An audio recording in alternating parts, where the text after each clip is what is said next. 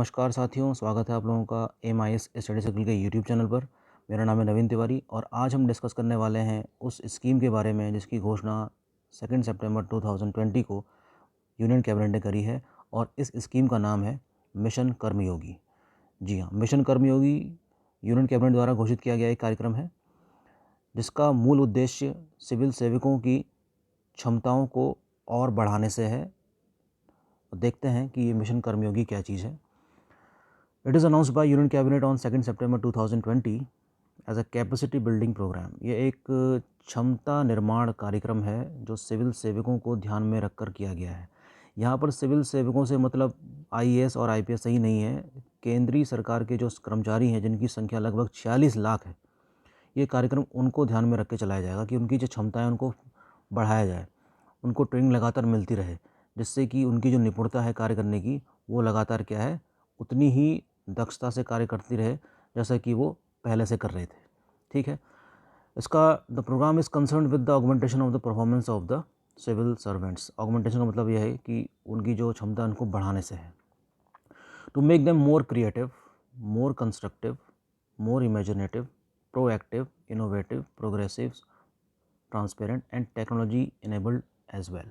तो ये इसके कुछ कीवर्ड्स हैं जिसका मतलब हमको पता होना चाहिए कि मोर क्रिएटिव यानी कि बहुत ही रचनात्मक होना चाहिए, उसको कंस्ट्रक्टिव होना चाहिए, कल्पनाशील होना चाहिए, प्रोएक्टिव होना चाहिए। प्रोएक्टिव से मतलब ये है कि ये नहीं कि कोई घटना घट जाए तब वो एक्शन ले रहा है, ऐसी कोई घटना जिसमें मतलब वो स्वतः संज्ञान लेके या खुद देखते हुए भी कि पहले से ही मतलब एक्टिव रोल प्ले करे एक सिविल सेवक, ये उम्मीद करी जाती है उससे।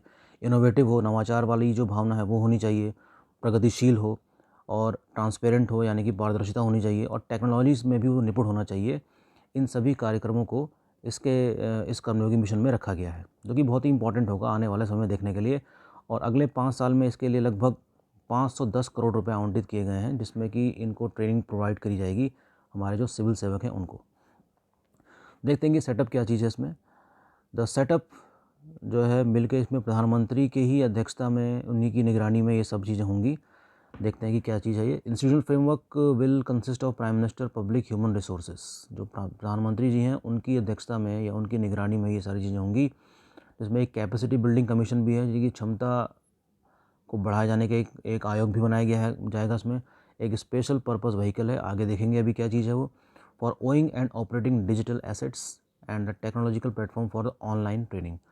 एक टेक्नोलॉजिकल प्लेटफॉर्म भी बनाया जाएगा जिसका नाम है iGOT, वो भी इसमें शामिल किया गया है।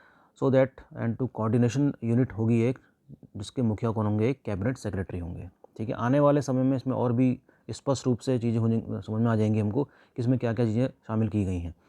Capacity building commission will be setup which will harmonise training standard. ये जो क्षमता निर्माण कार्यक्रम का जो आयोग है ये इसलिए बनाया जा रहा है जिससे कि जो ट्रेनिंग स्टैंडर्ड है आपस में समन्वय को और अच्छी तरीके से स्थापित किया जा सके। ठीक है, जो हो सकता है कि ट्रेनिंग के दौरान जब IAS ऑफिसर्स या जितने भी जो सरकारी कर्मचारी हैं जब वो नौकरी पा लेते हैं, जो उस समय जो ट्रेनिंग दी जाती है उस समय वो कोऑर्डिनेशन जो नहीं बन पाता है उसको फिर से क्या करना है, कोऑर्डिनेट करने के लिए ये कमीशन बनाया गया है। PM will lead the Human Resource Council. A council headed by Prime Minister Narendra Modi will help approve civil service capacity building plan under this mission, that is mission कर्मयोगी। और ये जो परिषद बनाई गई है इसके मुखिया कौन रखे गए हैं, स्वयं प्रधानमंत्री नरेंद्र मोदी जी। ठीक, this council consist of national and international experts under the chairmanship of the prime ministers. ठीक है ना, इसके जो इस काउंसिल के अंतर्गत कौन कौन होंगे, राष्ट्रीय अंतर्राष्ट्रीय कुछ एक्सपर्ट्स होंगे और उन सब की अध्यक्षता कौन कर रहे होंगे, हमारे प्रधानमंत्री जी। ठीक है, ये देखिए एक इम्पॉर्टेंट सा, बहुत ही इम्पॉर्टेंट वो है ये mission Karmayogi, rule based to role based. ठीक है, अब सिविल सेवकों को एक ऐसी भूमिका निभानी होगी, ठीक है, जो इस स्कीम को भली भांति से क्या है मतलब पूरी तरीके से जो इसका उद्देश्य है उसको जस्टिफाई कर सके। Shift from the rule based to a role based human resource management. ठीक है ना, जिसके लिए एक प्रोग्राम जो मिशन कर्मयोगी है उसका जो नाम है national program for civil service capacity building.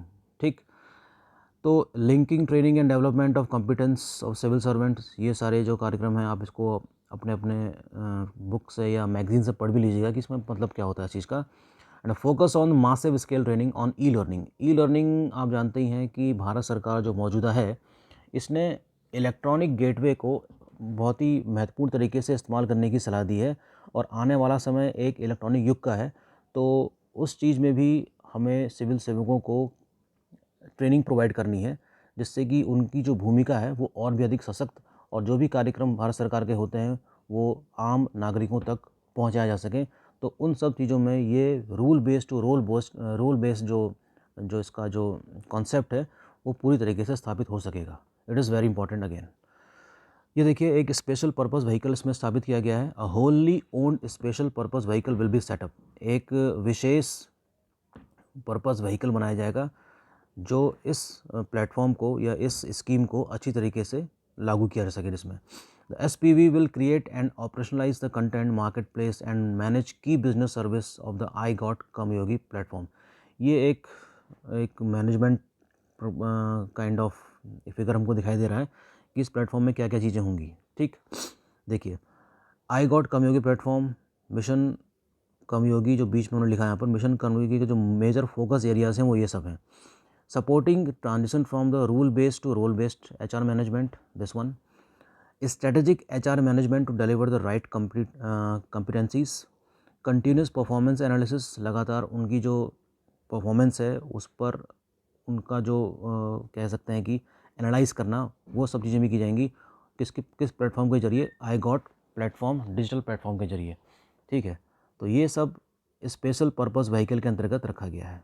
ठीक, और इसकी जब घोषणा की जा रही थी इसमें, तो हमारे जो केंद्रीय मंत्री हैं प्रकाश जावड़ेकर जी, उन्होंने इसके बारे में एक मतलब प्रेस वार्ता में बताया था कि ये चीज़ क्या है।